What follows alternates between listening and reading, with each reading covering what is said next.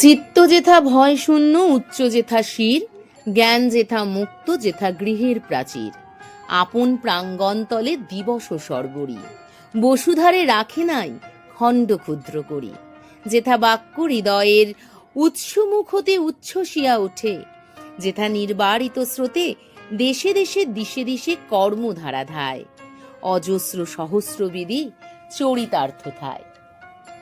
নমস্কার, আমন্ত্রণ টিভিতে আপনাদের স্বাগত। আপনাদের সঙ্গে রয়েছে আমি শ্রাবণী। আজ বিশ্বকবির ১৬৫তম জন্মদিবস। কলকাতার জোড়াসাঁকোর ঠাকুর বাড়িতে জন্মগ্রহণ করেছিলেন। পিতা ছিলেন ব্রাহ্ম ধর্মগুরু দেবেন্দ্রনাথ ঠাকুর এবং মাতা ছিলেন সারদা সুন্দরী দেবী। রবীন্দ্রনাথ ছিলেন পিতা ও মাতার চতুর্দশ সন্তান। জোড়াসাঁকোর ঠাকুর পরিবার ছিল ব্রাহ্ম আদি ধর্ম মতবাদের প্রবক্তা।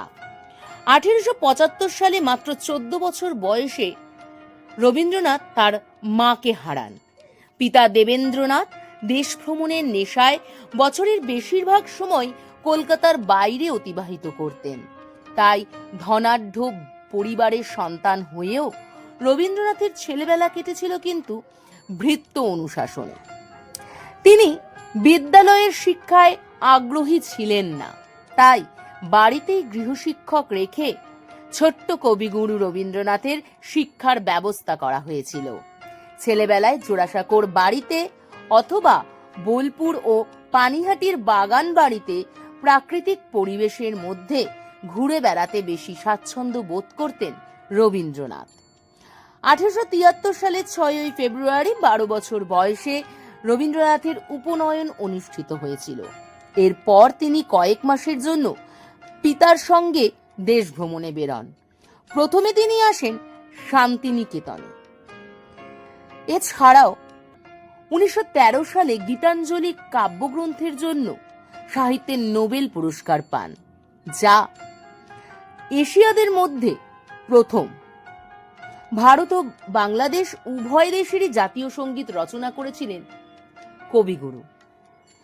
এছাড়াও তিনি গোরা, ঘরে বাইরে, শেষের কবিতা ও মালঞ্চের মতন একাধিক উপন্যাস রচনা করেন। 1901 সালে পশ্চিমবঙ্গের শান্তিনিকেতনে ব্রহ্মচার্য আশ্রম ও পরে বিশ্বভারতী বিশ্ববিদ্যালয়ের প্রতিষ্ঠা করেছিলেন রবীন্দ্রনাথ ঠাকুর। তিনি শুধু উপন্যাস বা কবিতা লিখেই বিশ্বের কাছে সমাদৃত হননি, তার পাশাপাশি তার নাটক, তার চিত্র অঙ্কনও ছিল জগৎ খ্যাত।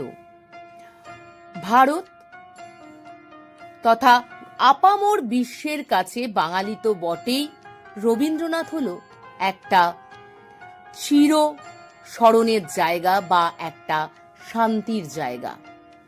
এই বিশ্বকবিকে আমাদের আমন্ত্রণ টিভির তরফ থেকে তার জন্মবার্ষিকীতে সশস্ত্র প্রণাম এবং তার প্রতি শ্রদ্ধা জ্ঞাপন।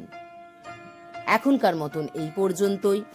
আরো খবর দেখতে হলে অবশ্যই আমন্ত্রণ টিভির পর্দায় চোখ রাখতে হবে। আপনারা দেখছেন আমন্ত্রণ টিভি।